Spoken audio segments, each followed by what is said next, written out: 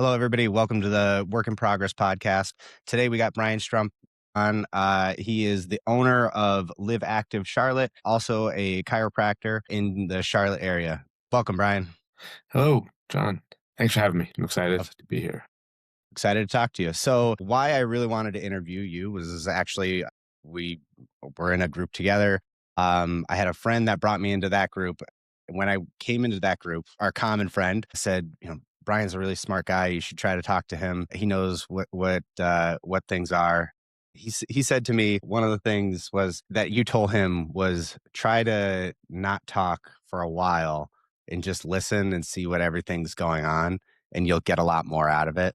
And I know for myself, that's not my strength, is to not participate. And so I didn't hear to that advice. But yeah, so getting started. That was one of the reasons I wanted to talk to you was like a mutual friend said, you're the guy to talk to. Other parts are like, you got a really interesting story of like making a life change and going from one space to another. And so let's start with that.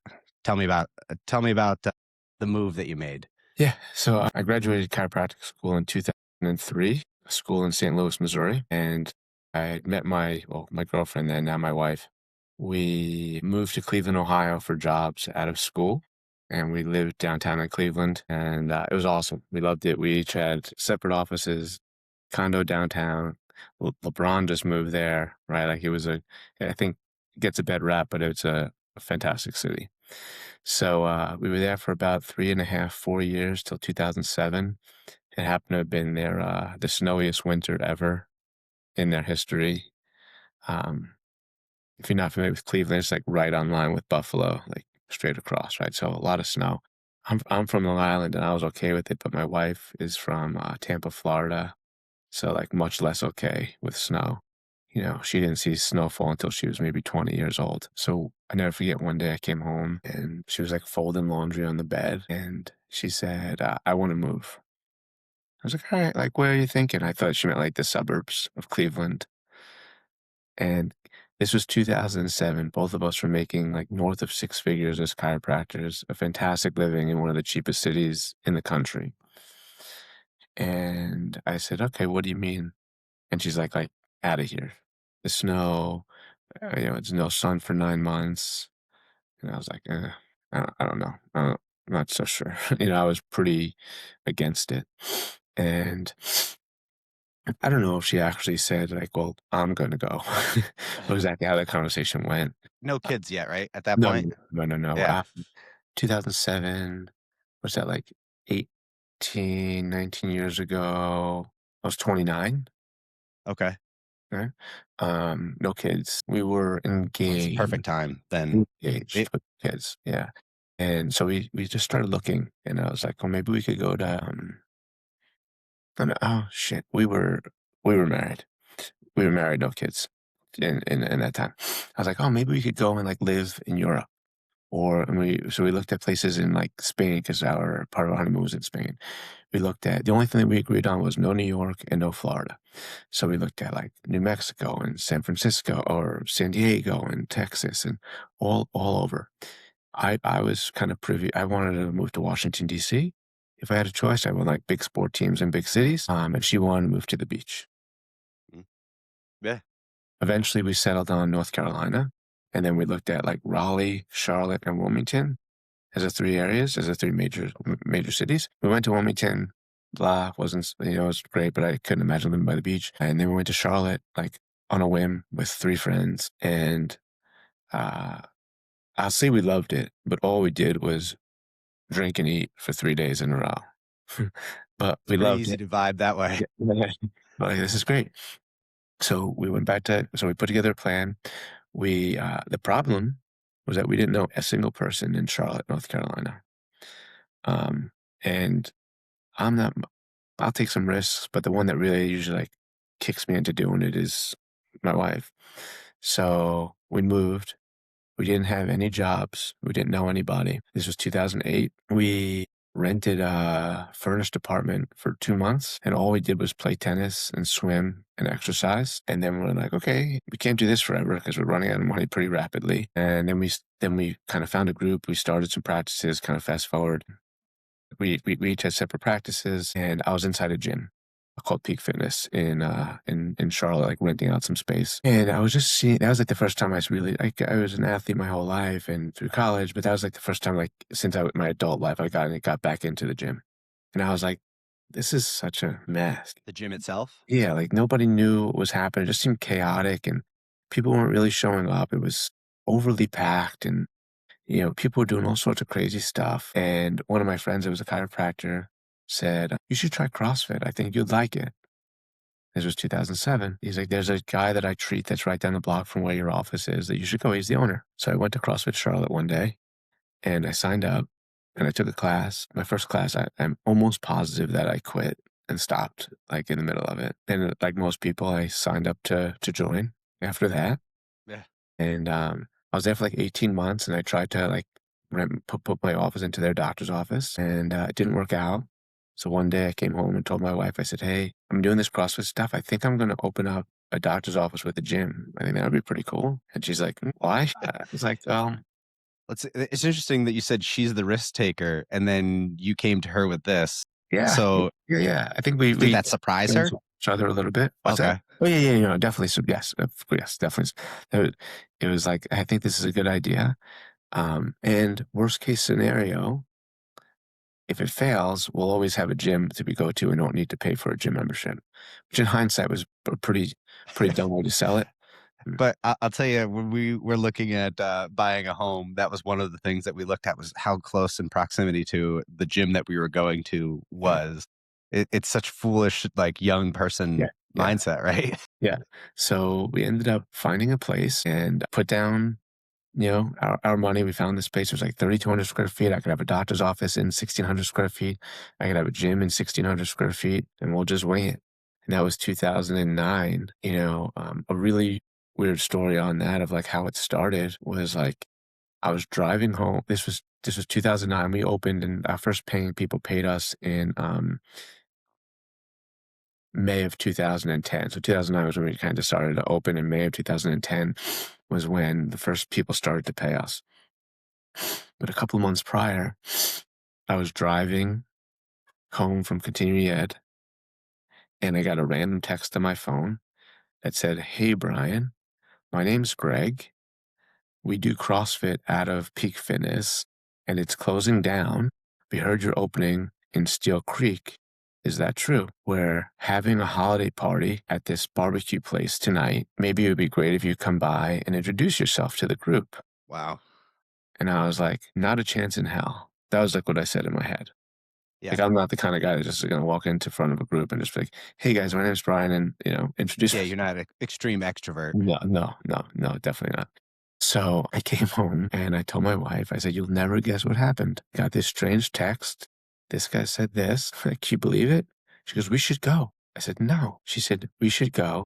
We should print out your name and number on business cards and meet them. Next thing I know, we printed out names and numbers on business cards. And we're pulling into this place, and I just like walked in the room, and they were watching like the video montage of their year in review, celebrating. And I was like, hey guys, my name is Brian. It couldn't have been more than 30 seconds of mumbling. Like I couldn't have gotten out of there fast enough. Mm. Um, and at the very end, I said, look, if anybody has a space that, is cheap to rent, I could order my equipment and we could all start working out now. And when we move in, we could be ready to move in. You guys can work out for free. This woman, Dawn, who's still with us today as a coach. What a uh, sell. You come work out with us for free. Yeah. Just until our place got built, upfit. Needed a little home. Yeah. This woman, Dawn, who's still with us today and a really good friend of ours, said, hey, I've got an office space that's vacant. It's like 800 square feet. If you just pay the electric bill, you could keep it for, you could have it for the 3 or 4 months that you're doing your build out, and we could just run some classes there. And that's what we did. It was wild. We still have old pictures, 8 foot, 7 or 8 foot drop foot ceilings, wall balls against the side of the stucco building when stuff's getting in your eyes when you're throwing the ball against the wall. Fast forward to May, we moved in there. In 2012, we kind of got kicked out of our space for too much noise and vibration and all the stuff a usual gym gets kicked out of for. And we moved into a space that was 12,000 square feet, you know, more than I could afford, more space than we needed, all of the dumb things Yeah. that people do. Moved in there. And in 2023, after many years of trying, we bought that space. That one, it's 12,000 square feet of a 40,000 square foot building. So I had a really good relationship with my landlord, who was also a tenant there. And he eventually sold me just my piece after like many years of prodding and stubbornness on my part.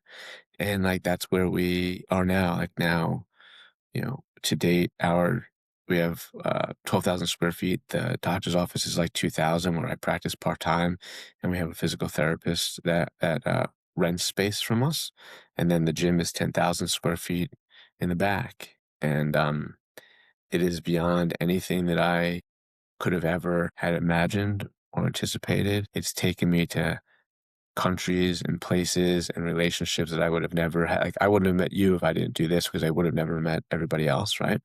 And then, like, Two Brain is kind of part of that, which is how we kind of talk through, like, how I met some of the other guys. And I'm I'll finish that little story of like, I'm not really somebody that says everything happens for a reason. I think that's like just like winging it and giving everything, all of my power Mhm. away. But like, I think back, like, if that chiropractor never said you should try CrossFit, what exactly would I be doing now? And Or like, if your wife didn't get sick of yeah, the yeah, cold, yeah. right? I mean, making 20, six figures in Cleveland, the two of you, were you working in the same office? separate, yeah, Separate separated. offices. Okay. But, like, probably ideal schedules, Yeah, only thing was just the weather sucked, for the most part, I'm sure, yeah, and yeah. there was other things about it that caused the move, but, like, just the ability to take the risk, and it's funny because one of the things we talked off camera about is like my area of specialty in counseling is perfectionism. And, you identify as having some of that like anxiety pieces of that, which we can get into. But like, I think that it's amazing that you were able to let go of so much along that journey, that it wasn't like it was, it was just kind of going with it. And so for somebody that has those kind of tendencies, how did you overcome that piece of that? Oh, I I don't want to say I don't know, right? But like, there's some silly tendencies that like I still have, right? And I've gotten better and better. Like jokingly, when I meet somebody that talks about, everything needs to be perfect and all these little things need to be perfect, right? I shared like two quick little funny stories on that. But like having a daughter or having a kid was really like, that was 2012. She's 14 now, was the thing that really made me realize, granted, I'd already done some of those other things before, but like really took it to the next level, that, it can't be perfect. The perfect time, the perfect situation, or waiting for whatever it is like, I've got this other human that I'm responsible for, that when she was younger, like, couldn't really help herself in general, right? So it's like I had to do all these things, but there was a point in, my back to like the perfection thing, just to kind of paint a picture. in in college, people used to come into my room and move, like just turn the mug a little bit or move the pen a little bit. Just to And fuck with like, you. once I would walk in, like the house would be on fire. And I would just be like moving all of the things to be at right angles, or to be touching up, or to not be touching up, or to be facing the right way, right? And that was one in just a couple of, maybe like 2 years ago. In our master bedroom, I have like a little piece that's in my office, like a little hutch with the, where I am right now. And like our bed and stuff is kind of over that way. And one day I was away for, 4 or 5 days, and I walked back into my room, and my wife's like, "What's different?" I was like, "Well, you clearly moved a lot of stuff around here, And I'm like, like my desk was moved, and I could tell that like all this stuff was moved. She's like, "What else?" I'm looking around. It's like, "Oh, this was moved too." What else? This was moved too. I'm fixing all these things. She's like, it's a different color. I painted it. Whoa. And I was like, what color was it before? And it was just so weird that like my brain just kind of went right to that. So, you know, to answer your question, I don't know what I did. Certainly her was the big push because I would have never left Cleveland. Yeah. I would have never went to meet those people. Yeah. And not to say we still wouldn't have been where I was now, but I would have never met if I never left Cleveland, I never would have met that guy. Maybe I would have done CrossFit or just some other gym thing, and maybe who knows what would have happened, right? Um, but yeah, I now it's a little bit easier because at the end of the day, when it's over, it's like, okay, is my family, is my close family all healthy? Yeah. Okay. Then I don't give a shit now, Yeah. right? I think that's like just maturation, right? Yeah. Like Yeah. I think that part. But like, I'm, I'm interested to know like the relationship that you have with your wife about like how did that develop from like how did she clearly must have seen like your OCD tendencies and how did she overcome that and how did you work together to like because I'm very similar like yeah, I'll give you a quick anecdote like one of the ones that I have in my house is like my wife puts the teaspoons and the tablespoons together and yeah, yeah, yeah, I'm sure this would drive you yeah, to the same place. yeah, And she told me, that if I don't like it, I could either choose to fix them when she's done, or I can do the dishes myself. I was like, "Oh." And so, like, for me, I prescribe to, like, this, 3 columns of, like, baskets, A, Bs, and Cs. A's are things that are like non-negotiable for me, like I have to have them a certain way. And then B's are like if they happen 50, 60% of the time, I got to be okay with it. And then C's, if it happens, it'd be cool, but I just got to let go. yeah. And I've really had to like narrow that down to like A's. There's only so many A's that there can be. Right. Yeah, we joke because she says, "I'm neat and she's clean," is how she puts it. Yeah. Okay. She's like, Tell me "Oh," more and about that. she's like, "Oh," I could visualize it, but she's like, let's just say it's Sunday, right?" And she's like, "Oh, mhm. I think I'm gonna clean a little bit." I was like, "What needs to be clean? Things where it belongs, you know, when we do the dishwasher, like the dishes, you see that meme or something that says like somebody, fills the dishwasher Yeah, like they're blind and the other one, it's like they're building, absolutely. like, I'm the one that's, like, reorganizing Yeah. everything. It's like the other day, she has these chopsticks, right? These, like, red plastic chopsticks with this little elephant thing on top to hold them together that my daughter Yep. used to use to, like, learn. And sometimes my wife will eat popcorn with those chopsticks, but still have, like, the elephant on it. And I was emptying out the dishwasher, I pulled out the thing, and all of a sudden I heard crack. And I was like, I wonder what the hell was that? And I look at the bottom of the dishwasher and that red chopstick's chopped in half. And of course, it's because, you put the chopsticks Mhm. down first. So they went through the hole, which is something that in a million years I would never do. And I just know I would never do. That's one, it's like, I'm not going to argue with you if I did or not. I Yeah. know I would never do that because Yep. that's just like, It's not that's, how you operate. that's in the A basket. Yeah. Right? Um, and I was like, hey, babe, I'm sorry, but your chopsticks, which is what happened. I said, well, yeah, I'm not going to fight about this, but you put them upside down and broke, snapped. Yeah. And so, like, that's how we deal with it. And then I think, like, I've just gotten better with learning, like you said, like A, B's, and C's. I think it's a good way to look at it. I've gotten just better and better at that. Like, the same thing with my clothes. Mhm. She doesn't fold them because they're just not going to be folded the right way. And she's Mhm. like, I just won't fold them. I was like, all right, I don't care. I'm an adult. I know how to fold my clothes. I don't need my Yeah. clothes folded. And, sometimes she goes, oh, hey, I took care of it for you. I said, thank you. I'm not gonna say like, "Hey, you folded them wrong." I just say, "Thank you." Because like, I know that she means well, Mhm. you know, um, but I'll have to unfold them and put them back together. But Well, even just in that statement right there, I mean, my job is to be a therapist, but like have to versus right. I mean, yeah, that puts that in such a problematic state in its own right. Like, I have to do it. And I use that term loosely. Oh, yeah. Yeah, like, that's have to, but now again, like, with having my daughter, I think those have tos have just continually gotten less and less, Yeah. and then I think as you get older and older, you just realize, like, "Okay, like, this isn't really that important," and, I still have my little things, fortunately, I got through, like, there was a time when I would need we had we had this light switch in my house when we put fans in my house. I grew up on Long Island. My house is maybe, like, 90 years old right now. My mom's lived in it her entire life. My grandfather lived in it before them. There was coal in it was heated with coal in the bottom, and I remember sort of scooping coal as Yeah. a kid.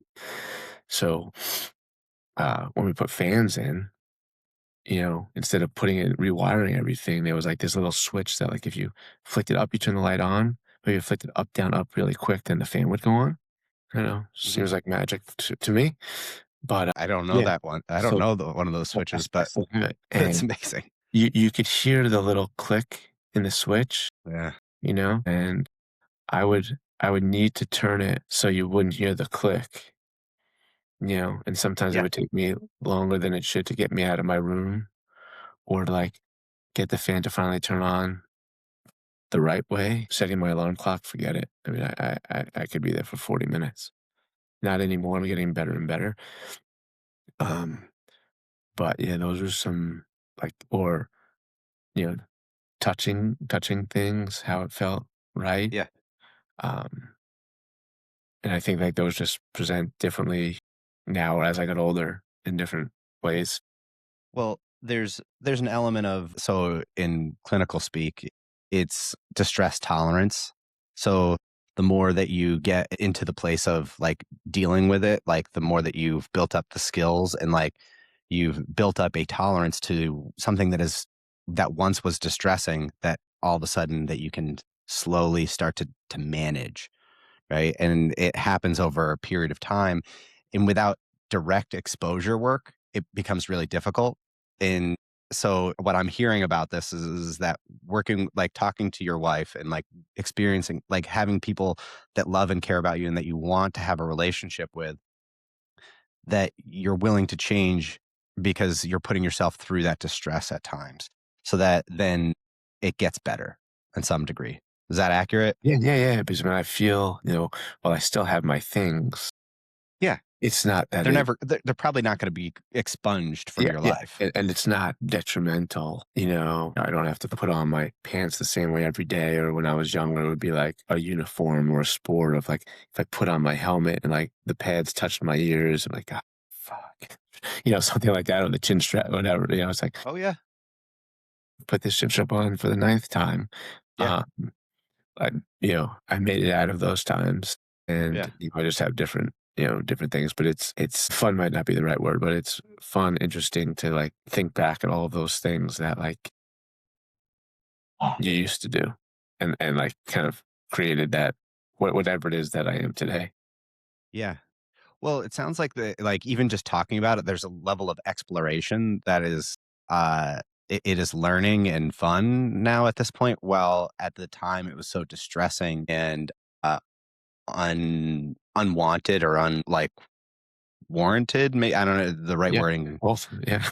Yeah, but I think that that's the beauty of what probably makes you you is that you have this experience to be able to work with people on. And I want to get into that, but I want to put a pin in that and come back to it because I want to explore two things from what you shared.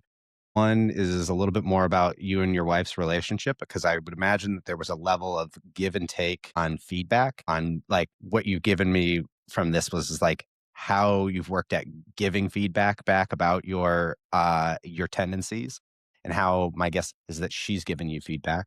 And then I want to hear a little bit more about like your personal journey with like having to manage symptoms and what they've looked like. Um, Yeah. so you tell So I me can start which with one my you wanna wife. go with. Yeah, we can start with my wife first.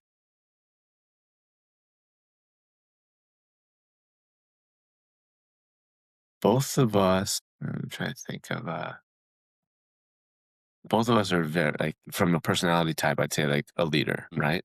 We do it differently, right? She's more vocal and our personalities are different. Like she will talk to the point that me and my daughter, whenever we're like sitting and waiting, we'll be like, okay, bye. Okay, bye. We'll just be saying that to each other. And then she'll be getting pissed at us talking to her. We're talking to her. We're like, okay, bye. And like, why is mom always the last words? Like, she's talking. Like, let's just, whereas like I'm beeline to wherever I need to go. I'm mhm. not, I'm getting better at it, but I'm not usually one that loves to talk, at least like small talk bullshit with like parents. Um, so we both, I think, lead differently, but we both had positions. She's started her own company from scratch, grew it and sold it. She worked as an executive for a large equipment manufacturer down here, and she's used to leading people and telling Mm. people what to do. And So giving same feedback has way, never been an issue for her. right? But yeah. And I'm the same way. Like with the exception of that little blip of us working as adults as part of a group, even when we were chiropractors back in 2003 and we worked at separate offices, we were part of a large group and the owner was never there. We would just talk to him every now and then. And we were still like the decision makers for each clinic. We never had a boss that was like just over our shoulders. And even when after that I was trying to look for a job when I wasn't sure what I was going to do, and I went to interview for a couple of positions at doctors' offices, and the feedback I got from the two of them were like, we'd love to have you, but it doesn't sound like you really want to work for somebody. And I never really thought that I didn't want to work for somebody. Like I'm a good worker. I'll That's admit that I'm probably that's difficult to. amazing feedback for somebody in an interview to have given you.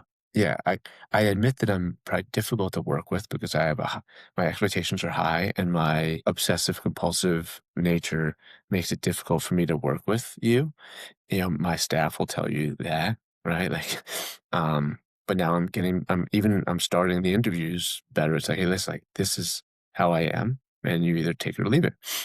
Which I think like for both of us, giving feedback was never difficult. Getting feedback was the difficult part based on like Yeah. what we both had done. We were both raised in while my parents got divorced when I was young and hers are still together. I think we were still raised similarly from like that perspective of like respect and those kind of things. But so I think like that's a part that is even still difficult today, right? Mhm, Because I'm still in a position where while I want to get feedback from my staff at the end of the day, I'm still the final decision maker, right? And mhm. she works as a director of operations for a company, and while she's not like the final decision maker, she's still like it's not what she says goes, but everybody listens to her. So I think there's a interesting dynamic, and then my daughter's in the middle of it, because now she has both of us, giving her feedback. But yeah, we've both gotten better. I'd say that like if anyone's changed the most, I'd say from like a betterment of like how we could continue to like grow and live together. It was, and like I've noticed it, but most of the feedback from friends that I've had this entire time noticed is like when my daughter was born, right? Like how that softened me up some. And I remember having one of my good friends, he had uh I met him down here and he's been a member and coach at the gym for many years. I knew him when Lila was born and he's like, hey, it's really good to have a daughter. I didn't care what we had. I Mm, kind of wanted a daughter, but I didn't really care. I wasn't gonna be mad if I had a son. And he's like, it's good for people like us, which I didn't really understand what he meant at first. He's like, it's good for if people like us have a daughter first to soften us and then have a son. I'll be a much better dad to my son because I had my daughter first. Whereas if I had my son first, I might not have been as good of a parent to both. And I didn't understand it until like I kept having to be the father. So I think like that was having that really made me change in two ways. One was it made me gentler to my daughter, in turn gentler to my wife, and then not right away, but certainly in the later years. Well, like maybe not later years, like when she turned to be 5, 6, and certainly now in her like tween and teen years, is like I need her to see, I want her decisions about boys and men to be based on like how your father treats other women, you and your mom. And so that obviously makes me even more uh, uh, Mindful.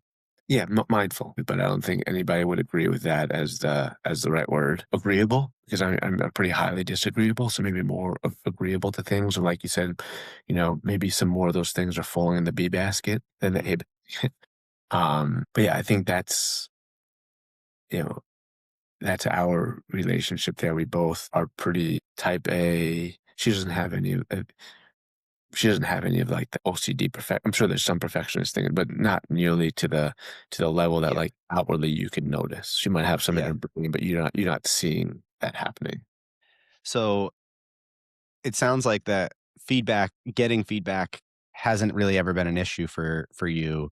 It's interesting because like my immediate thought went to like the the college thing that you said about like people messing with you and like how did the feedback go like different relationships, but like feed like that what they're doing is just really giving you feedback, right? It's like they're messing with you. Like that's what guys do to other guys is they give you feedback through messing with you. Yeah, And I'm on some level, I'm sure you're aware that like these were issues and like people noticed them and there's like a level of self-consciousness. And so I feel like I'm gonna tip where I'm want like what I'm looking at and what I'm hearing, but there's a level of grace that you learn by being a father, which I love that story.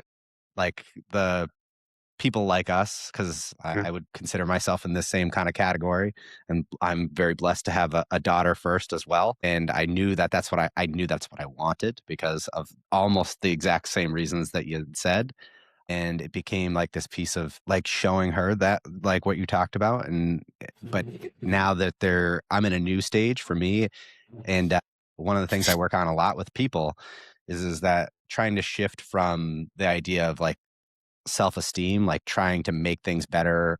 I think a lot of perfectionists really struggle with the idea that things have to be better or they have to be at a certain place to be able to get started or whatever it is. And a lot of that comes from just like the ability to like want to drive to be better. And but that also comes with extreme like fragility and it's just all ego based. Yeah. And then what we're talking about is now this shift to like some compassion. So like where does self-compassion come for you? Because I don't think there is any. I kind of had assumed. So like what would it like one of the things that I want to talk to people about is like what is something that you're still working on and Yeah, yeah, yeah, yeah, yeah. uh, I could, you know, uh, in one of those previous groups, there was I don't know what you call, psychotherapist, social, whatever, similar to what you do, right? yeah. And we were just kind of hanging out, when the day was over, and I said, what do you, why do people not like celebrate things? Like why is it so hard for some people to celebrate? Like you see some people who their birthday is like this giant fucking ordeal, Yeah. you know?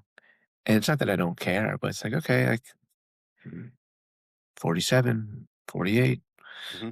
I'll be 50, maybe we'll do something big. It's like, and, you know, um, or, when I would say that like when I played sports and I was a captain, like playing like soccer or football through many years, like I always acted as like, I was always the quiet leader. Like, I did my talking by like playing on the field and like act like you did, like act like I've been there before. And whenever there was like an athlete that I would like, that's Barry Sanders scoring a touchdown and giving the ball, right? Hmm. I don't, good or bad, I don't see it, but I was never that other person, right? And that's how I kind of went. And even in work, or sometimes people would say, like, I always feel a perpetual need to do more, right? And wherever you get, it's like it wasn't good enough. And it's terrible, right? It's like probably partially, some depressive No, that's anxiety. All your stuff sounds like it's all in that same Yeah, wheelhouse, my yeah, yeah. friend. Or like leading towards like, you know, it's never enough. So maybe there's some I Yes. don't feel depressed, but like those kind of things of it's like Yeah. never enough. And then whenever you get to, you know, like when I bought this building, this was a big deal of ours. It was a big expense. It was a big risk, and very few people knew about it because like I don't really love to like if you see my social media, it's not me flaunting any shit that I have. It's just like my life, So like me buying this building was like, oh my God, here I am. And the people that knew about it the next day, like, hey, how do you feel? And I was like, I don't know. How would you feel if like yesterday you had $200,000 in the bank and today and no debt, and today you have no money left in the bank and you owe the bank and you owe somebody $1.8 million. Like, I don't know. I'm pretty fucking stressed right now. Well, Meanwhile, like, it's interesting because, like, when you said the story about buying the building, it took a lot of time, but it was an active campaign that you went through. with my And yeah. yeah, but, like, what drove that choice? Like, of course, some of it is a business decision. Yeah, yeah. I mean, it was mostly a business decision from like it was a family wealth plan decision. Yep, It was a business decision to yep. protect, rising rental rates and those kind of things, right? So I still feel like it was smart, but just because it was smart didn't mean that it was like not stressful. Like I'm happy that I did it, but it wasn't like let's go break champagne bottles because now I'm like okay, I still have the anxiety of Yeah. those other things. So yeah, so to your whatever you were alluding to of self celebration or whatever is, I'm not very good at that. Although I heard So celebration and self-compassion, 2 yeah, yeah, totally different things.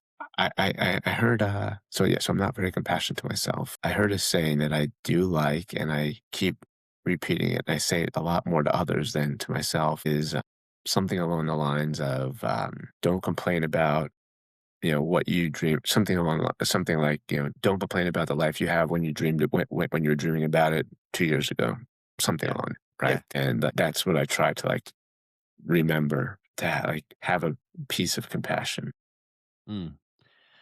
You know, so, like, I shared that, like, the same friend, I used to work at his gym and did coaching, and one of my favorite things about, like, coaching was the ability to, like, it a lot of times, and I've talked to him about it, and I'm sure you can relate to this, is a lot of times you're providing what is like therapy to members because they're like, especially for men. Men don't really like most men don't go out to dinner with other guys just one on one and have like eye to eye conversation. Mhm. Men really thrive on shoulder to shoulder conversation, and that's when they can be vulnerable and open up.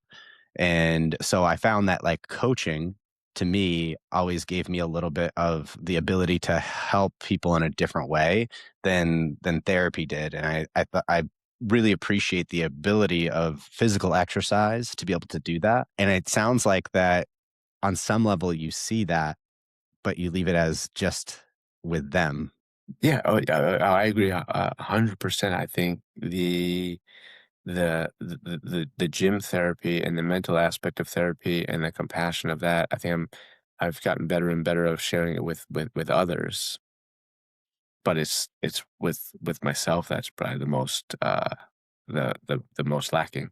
Well, what would it be like to so like that whole story about the buying the building, you immediately went into like this defense stance of like this kind of like it's a different stance than where you could have gone with it of like choosing to be more vulnerable. And I know that that's probably a no Yeah. fly zone for you at the moment, but like as you're softening, like I think one of the things like we talked about off camera was is that I love what you're doing with your social media because you are showing some of these things about your struggles. And to me, I think that humanizing ourselves brings more people in, and then it can invoke change not just for them but for ourselves. You Mhm. know, because this is a relationship that we're building whether it's in therapy or if it's in coaching or if it's as an employee, right? It's like, where's that line of vulnerability to create growth? Yeah,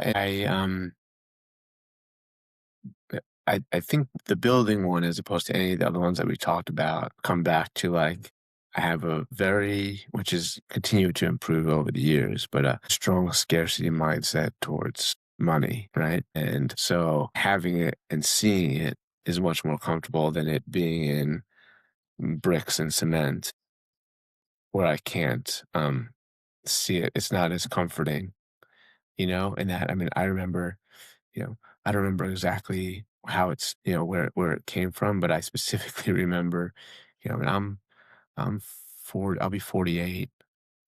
So it's like, you had, grandparents that grew up during the Great Depression, right? And this is the I remember a few things about my grandfather, but one of them I remember we were at a diner and there was ketchup on the plate. And he's like, "You're not gonna finish that?" And I remember running it, going to the bathroom and just like crying about why the fuck would I need to finish the ketchup on the plate, Yeah. right? So I'm sure How it's insane this must be. yeah, yeah, yeah. So yeah, yeah, yeah, yeah, yeah, yeah. Like so I'm sure a lot of it comes from there. And then just like, growing up, we were, probably, middle class. I would guess. Like I didn't really, you don't really know until you start like, we didn't have a pool, right? It's Mm, like you start yeah. thinking like we didn't have that big projection television, Mhm. right? Um, but so I'm sure some of it comes from that. Like all of the other ones are a little bit easier, but certainly the this if I have a scarcity mindset about one thing that like from that story with the building that gave anxiety, it was would track down to um, money, which probably made it more difficult to celebrate. I've Yeah. definitely find celebrating for others much easier. My daughter's sports, those kind of things, other people's wins in the gym, as well, versus just like yourself, which brought me back to like that original question that I asked that the therapist was like, "What do you think about people that just like don't celebrate things?" Well, it's easy to celebrate financial wins or even family wins or friend wins, but it's like, so what are you personally like working on, like for you? Because it's like, here we are, we've talked about all these things. And so I invited you to about having self compassion or being more vulnerable. Like, those are things that, like, for me, I work on with people in therapy a lot because what that does is it does allow some of this grace to come in and change the it's interesting that you said about, like, showing your daughter of the, like, people that you want her to be attracted to Mhm. or Yeah. to find. So it's like, one of my favorite exercises is going through the idea of like your eulogy. Like, what do you want people to say about you when you're not gone? And then it's the ability that each day to live up to that every day and go with it. And so, what do you feel like you're still working towards?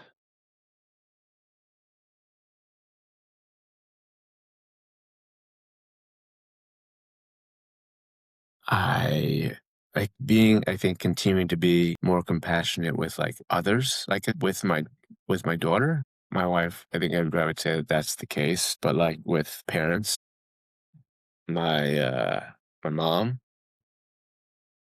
probably.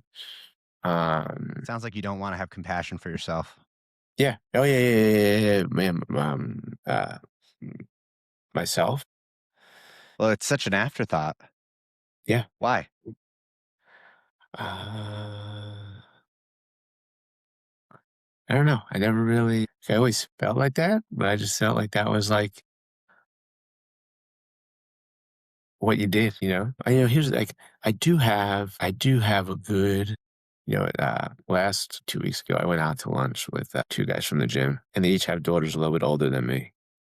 And I mentioned this to my wife because I thought it was, I don't want to say like I thought it was cute, but like if the wives were like floating over the table listening to this conversation, they Mhm. would have been like, because like I've got a daughter that's going into high school. one of the guys has a daughter that's moving out of the house to Montana, and one of the guys has a daughter that's like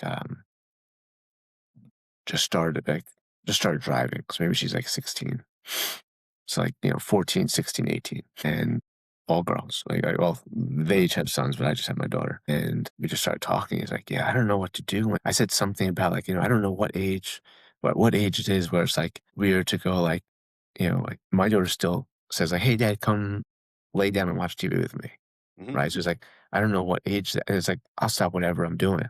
Right. So I was joking about this guy's like, what age does it become like weird, and he's like, I don't know what I'm gonna do when, when my daughter leaves, or once it comes to time where like she stops saying that, or there's a boy in her life that's like now, taking up time away from dad. It was just nice to hear. I felt very fortunate to like have like two other guys that I knew that could like talk like that. I That's have great. another friend that has two daughters that's the same Yeah. way. That so I tend to have a soft spot.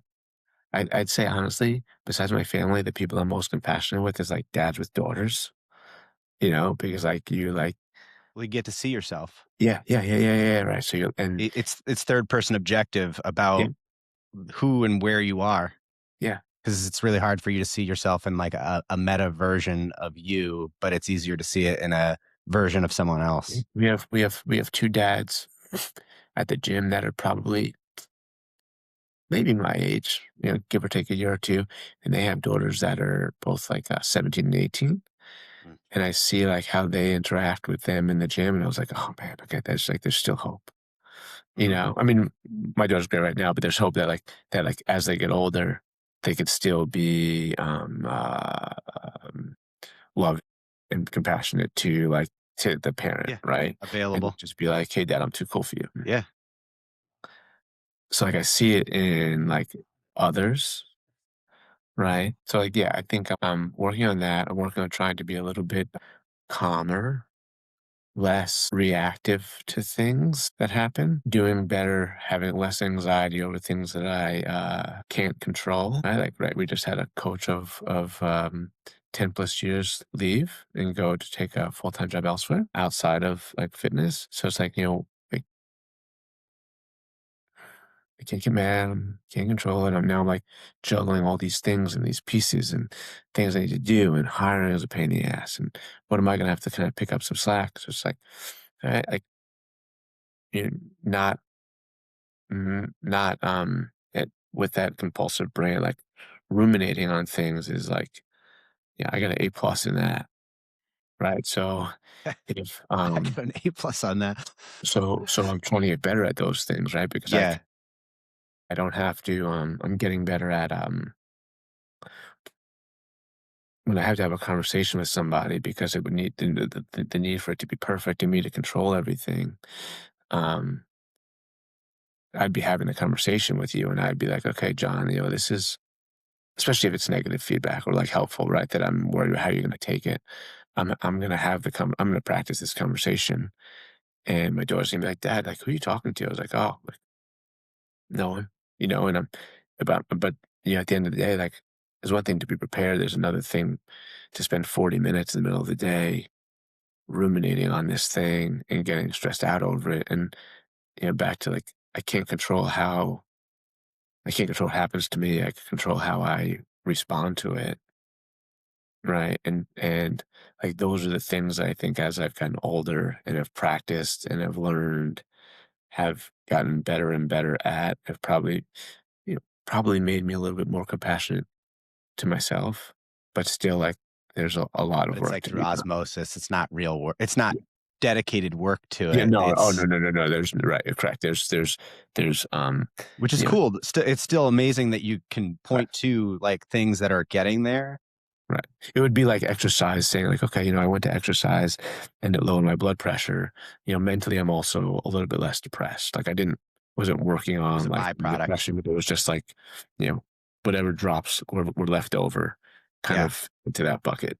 What do you think would happen to you if you did do direct work to it? Well, I mean, I think the first thing would be like a level of discomfort. I would imagine, Hell yeah. but much less now than, you know, 10 years ago, because now I think I'm these last 2 years, um, it's, probably I'm sure it'll sound, I don't know what the word is, but, these last 2 years, I've started to think about, like, you see some people with those posters marking off, like, the weeks that they have to live. It's Mhm. like you get if you live to be 85, you get X many weeks, and you have Yeah, 4,000 weeks and blah, blah, blah. I don't have that poster, but I've started to, like, think more about how many visits more do I have left with my intentionality. parents? Yeah, yeah, how many like, we were we have a condo at Sunset Beach, and my dad lives in Leland, and most times we go there, we'll go see them. And one time, like, we were going there, it wasn't gonna be the most convenient to go see them, just to drive an hour for dinner and drive back the same night. And I told her, I was like, "I'd really like to do it." She goes, "Oh, yeah, man." She didn't care. Like, if I said no, we wouldn't go. If I said yes, then we would go. But, like, that thought creeped into my head, right? Like, if I when's gonna be the last time that you, like, Oh, you see, like, I "Oh, it love was," this conversation. you hear things when you were kids, like, there was at some point, there was a last time that all your friends went and played wiffle ball together or went and played tackle football in the snow, and you didn't know when that last time was, right? It just, like, happened, right? The Yeah. the last time, like, all of us got together and did X, Y, and Z, right?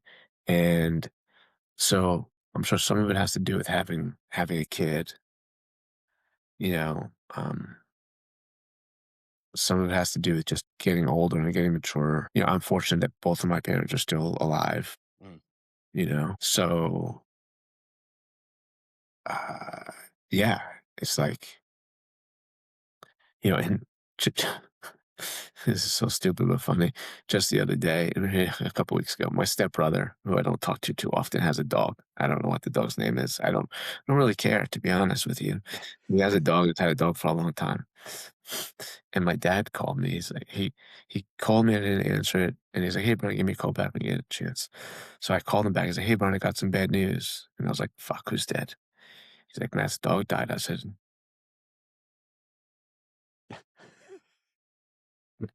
"You gotta be shitting me," you know?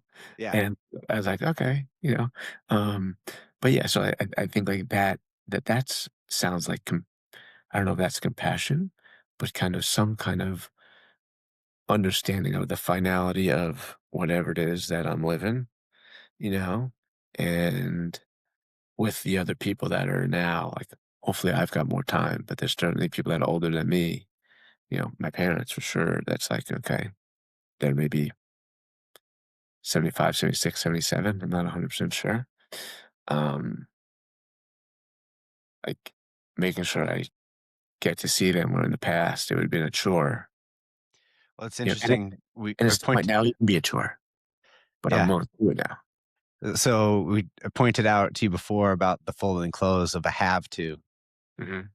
You've reframed it with this as a get to. Like it's a Yeah, yeah, choice, yeah, yeah, yeah. right?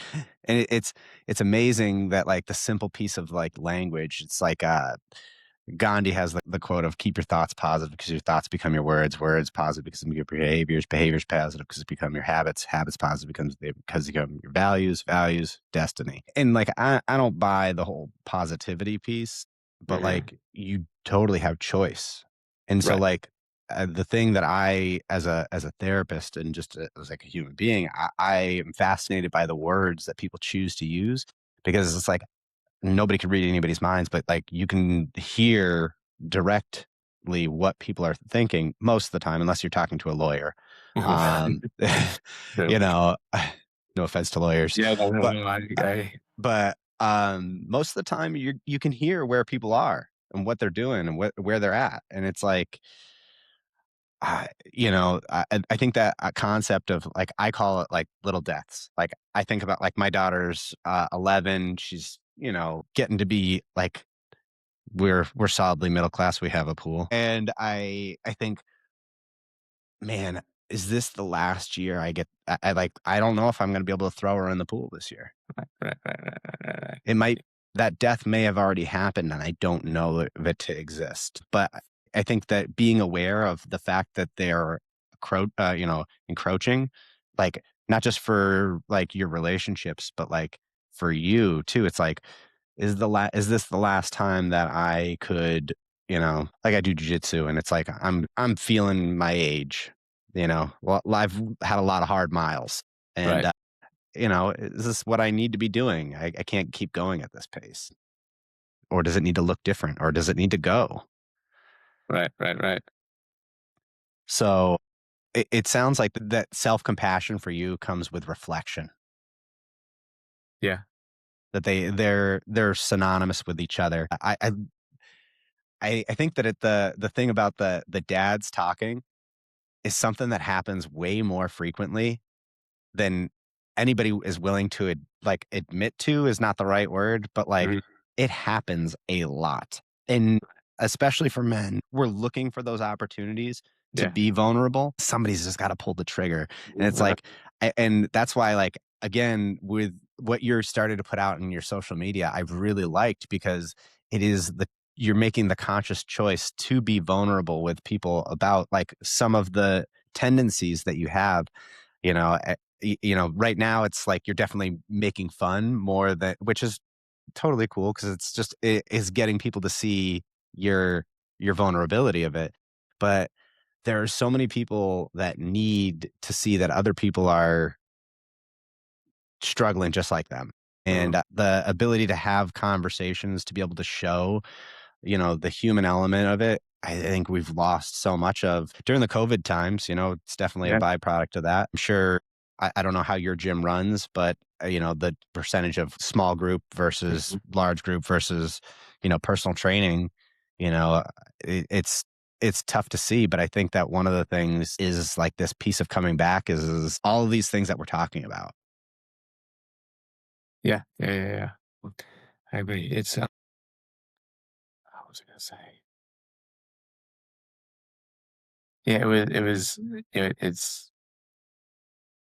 it was like the conversation was, and then when you just said, like, you just need somebody, like, to, like, pull that string or something to have those conversations.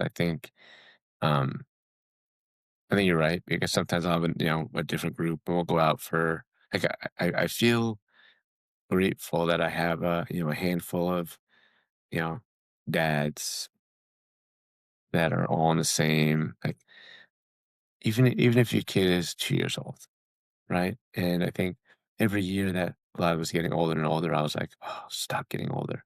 But every year I feel like keeps getting a little bit better. I'll miss the Oh other yeah. ones, but like Just wish each you had a one, time machine.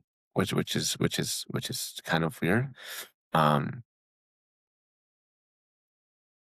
so yeah, I feel fortunate to have some dads that I'm friends with and close with and see regularly in the gym and outside the gym, to, like, hear those stories, right? I feel bad for some, sometimes I see some that don't have that and struggle, and I wouldn't.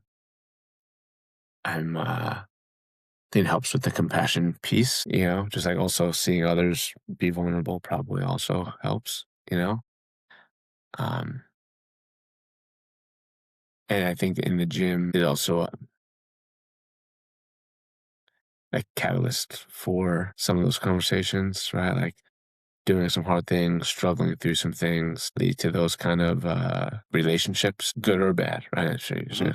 you could argue that some of them shouldn't be happening, but at least for me, with like guys and having something, you know, common on a number of levels, and then I think parenting is certainly no offense to dads with sons, but I mean, I just think it's I'm imagining it's a hell of a lot easier. But, Just I don't different, know. man. Yeah, I didn't mean It's a to. I lot just like meant, no, yeah. it's just Yeah, yeah, but I always said I would rather have all girls. I could deal with drama all day right. long, but I can't deal with all that energy. It's just Mhm. I only got so much to Yeah, give. I'm yeah, like, I'm sucked. yeah. Because I got a brother and stepbrothers and sisters, but, like, me and my brother Yeah. was the entire time. It's like whenever we would go to my dad's house, it's like my stepmom would be like, "Oh, shit. Here Yeah. they come." you know? Yeah, it's just a whirlwind. Yeah, yeah, yeah, yeah. So I think that it's interesting you said about being a leader, you wanted to lead by example. And here you are talking about somebody needs to be able to pull the strings on and being able to talk about this stuff. And it's like, yeah, Yeah, I I hear want to you. push you on it. Yeah. I mean, I guess the easy way out would be able to say there's different ways to be a leader, but, You've already um, said you're a leader by example. yeah, yeah, yeah, yeah, You okay. really shot yourself in the foot on that Yeah, one. yeah, yeah. Um, no, I think that's true, and that's part of the reason why, like, even on social media now, like, writing for me is easy. Do a I great can job write, at it. I mean, like, I wish I had long form posts like you do. It's they're great. no no chat GPT. I'm just like, whether it's something that happened or a picture that I took or a conversation that happened, I'll try to spin it to something that I could write either for work in general, life in general, or the gym or coaching, whatever it might be. But being in front of a camera, mm, like being the center of attention, right? Why would I never want like a surprise party for myself? Right? Or just celebrating. Um, and the first time I did it was in COVID because I was getting tired of writing 1,500 word emails every 45 minutes that things were changing about business and work and the gym and what needed to happen. I was like, "Okay, I guess I could just put this camera in front of my face and talk to the members and tell them what's going to happen." But that was easy because it was, 200 to 250 people that already knew me, Mhm. right? And it wasn't going out anywhere. And, I just say like, "Hi, who cares? Who cares?" Of course, I'm telling my daughter about growing up and not paying attention to the bullshit, and nobody's really thinking about you. They're all thinking about themselves and da da da da da da. da. And I'm telling that to other people, and it's like, here I am, just like seeing some of my friends do some really cool stuff on Instagram, creating content for either for themselves or for others or their business or what have you. And in my uh, in my group of people, gym owners and people that I'm with, it's like I'm not the tech guy. I'm paper calendars, paper calendars. I got paper. I don't like, and they laugh at me. I was like, you don't have the internet. I can still get to work. You don't have the internet. You can't do anything, right? I um I I didn't like the word, I still like influencer and somebody who like gets value from strangers' feedback or strangers watching you. Like I didn't want to fall into that trap, so to speak. I didn't think I would, but I didn't want to kind of be like my worth is now measured based on how many people like or communicate or share or save my post. And when I was at like a small mastermind, and this lady was just talking about the importance of your brand and you and people buying from you and people that they like. And like I understood all that. Like I totally get it and agree. And so I reached out to two of my friends that do really good stuff. And I was like, hey, how much would it cost one of you to get on a Zoom call with me for an hour? Like have Instagram. I had one post in 2017. And it was like a picture of my daughter when she stole my camera. And I don't even know how it got posted, to be honest with you. Maybe I posted it. Um, and one post since 2017, and I was following four people. Uh, and I was like, okay, I wanted to, and they're like, oh, they start talking about all this stuff. And I was like, all right, well, here's what I'm going to, he's like, Brian, take out the phone right now and just like make one. And I was like, he's like, come on. And I was like, all right, well, I guess I could be bullied into it, you know?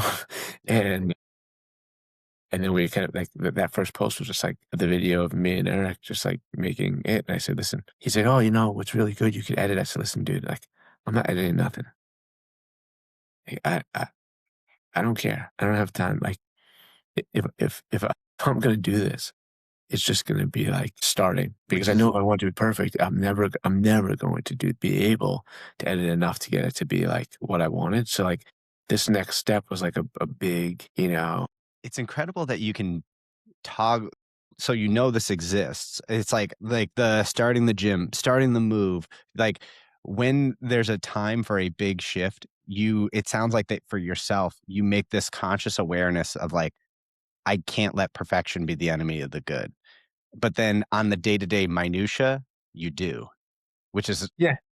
it's an incredible stark contrast, like, I think that there's so many people that have the opposite issue, is that they get so, like, bogged down by, like, what feels urgent and important, but they procrastinate on the things that, like, are these things. And I think, Jeff Smith gave me this piece of like, "Hey, you need to start posting." And I was like, I don't have all this and that." And it's like, and he pointed out to me, he goes, "You are overthinking this." I'm like, "Nah, get the fuck out of here."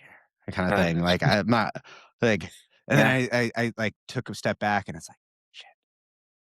And so then I was like, okay, next 30 days, I'm going to post every day. Yeah.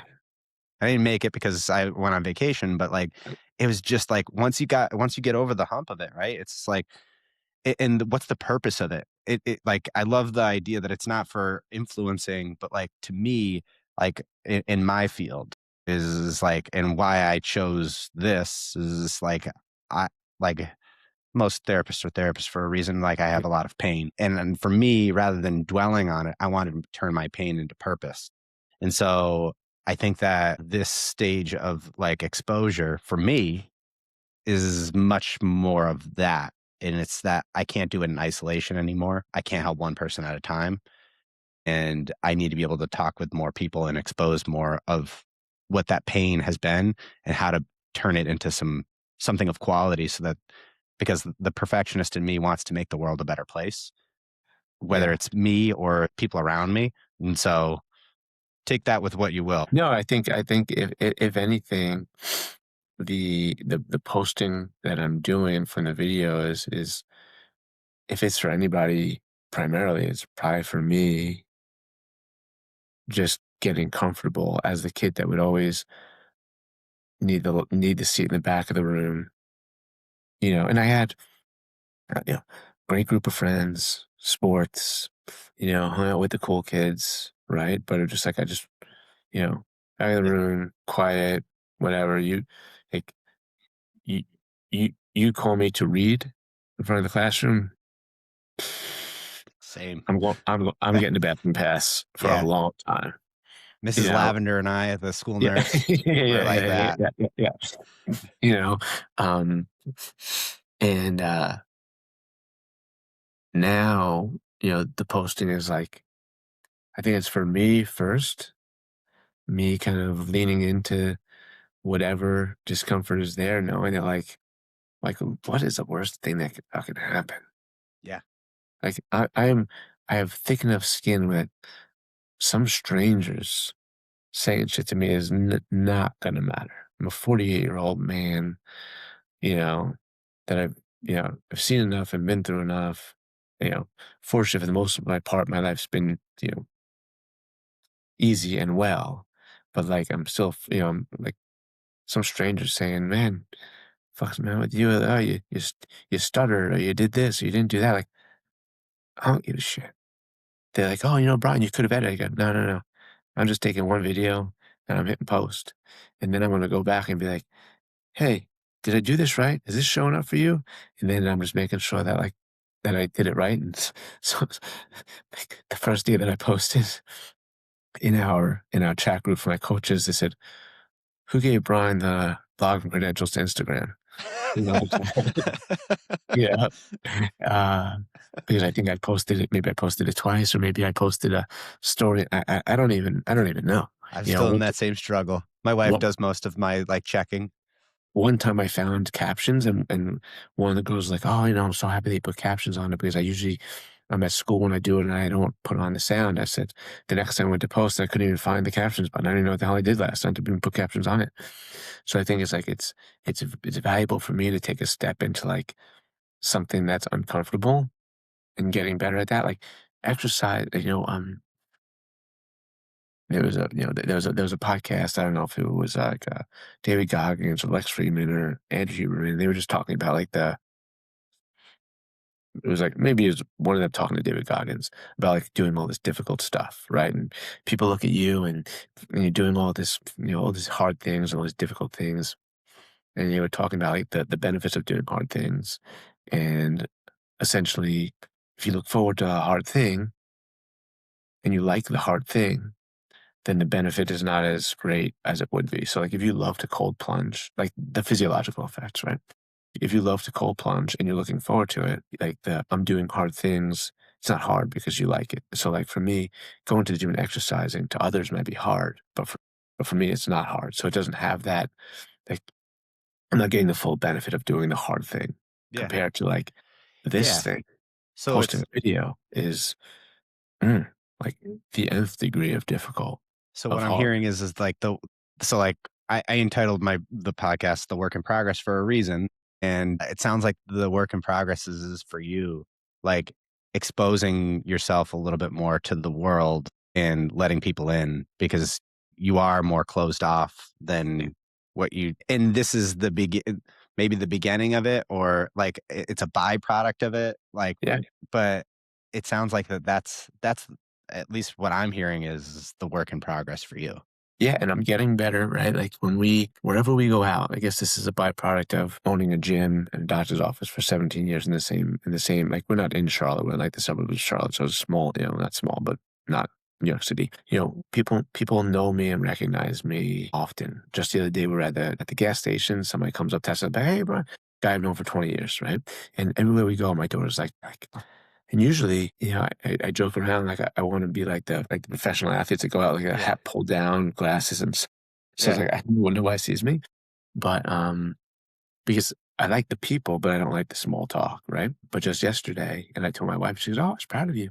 There's this dad on my daughter's soccer team that I overheard him talking a couple of weeks ago about like, "Oh yeah, I just started and it's been fun," and he was wearing like a shirt, something health and fitness, and so I went and kind of Googled him and like he had an Instagram channel and he had like a trailer and he was driving to people's houses doing gym stuff. And like weeks went by, I was like, oh, I should go say hi to him. Oh, I should go introduce myself. And we would talk about like just soccer, but he didn't know that I was stalking him, right? Um, and we went to the game yesterday and we started walking to like where we usually stand with the other parents. I said, I'm gonna go talk to Jalen's dad. And I was like, okay, well, this is new, you Yeah. know? Um, I don't even like to talk to, like, parents that I know, Yeah. let alone to somebody I don't know, and, I just went and sat talked to him, like, the whole game, we're just talking, like, "Hey, when did you start the gym? What you been doing? How you do it?" And just, like, talking about it wasn't like, "Oh, I could help you," or I didn't even tell him that I owned a gym for a while, just, it was Yeah. like, There "Okay." was there was Yeah. no work on you for any benefit of Yeah, you. no, You were he just doesn't know. curious. Yeah, I didn't say, "Oh, yeah, I've kinda mentored over 150 gyms all over the world. Yeah. Had this gym for 20 years." I didn't say anything, I was just like, "Hey," like and, at the end, it was just like, "Hey, good talking to you. I'll see you on Thursday." And I was like, "Okay, that wasn't bad." You know, Hell yeah, man. That's I that's don't that's I what don't progress sounds like. yeah, but it was funny because my daughters uh, I'm gonna say this tongue in cheek because it's not really impressive for a 48-year-old man to scare 8th graders, you know, but it's nice for now. But she's Yeah. like, all my friends are scared of you. It's like, why? She goes, because you walk. I met her for a volleyball game. She goes, because you walked around like you owned the place. I said, because I was standing tall just because I have, like, good posture? Yeah. I don't she's like, "Well, they saw your muscles through your shirt." I said, like, "What muscles?" Yeah. Yep. Like, barely 5'8". I said, I was like, "Lyle, listen, like, that's good. I'm not super impressed that 13-year-old boys are afraid of me. Like, when you get to high school, if those boys are afraid of me, then maybe I'll be a little more excited." But just like, it's like I don't wanna say resting bitch face, but just, like, quiet, and I'm not like some of the other dads are just like, "Ah," yipping and yapping to Yeah. to everybody, and I'm just like how you started it, right? Yeah. I'll just, like, listen and learn and, like, be the center of attention, and, yeah, it's just, I laugh when, she tells me that story, you know, like, people are s you know, "My friends, you know, the boys are scared." He's like, But it sounds like that you've listened and learned long enough, and now you're actually taking some action with the listening and learning. Like like, and it be subtle. Like, it doesn't need to be magnetic or, like, big. yeah, It's that that's wouldn't be not me. you. I'd be like, You "Who is you're that you're guy?" humble and quiet and reserved, which you choosing to take these steps is authentic to you. Right, right. Yeah, if somebody saw me out doing that, like, "What did you do with That would be yeah, false, right? yeah. It'd be I out of wouldn't. character. Yeah, yeah. And so you're like you've given such a great example of like what a work in progress over a lifetime really looks like. It's that we're all just kind of working towards, this never ending goal of like self improvement. But like back to you talking to the therapist at a meeting, like why don't people celebrate wins? Before the going on the field and talking to that other guy, like that's the win.